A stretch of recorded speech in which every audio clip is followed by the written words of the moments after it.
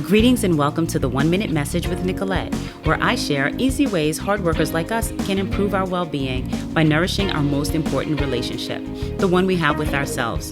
The focus of this 30-day self-care series is journaling for introspection, reflection, and action. Each day, I'll provide one journal question or sentence starter for you to consider and respond to in writing. Today's question is, what are 3 things I want to pay closer attention to in my life? Spend some time thinking and writing about this. You may also consider starting or ending your session with a guided meditation to help you prompt or process your thoughts. I've linked to a few you can try.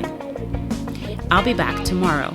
In the meantime, be sure to subscribe to this channel to receive the next question or sentence starter in the series. Leave a comment and let me know how it goes.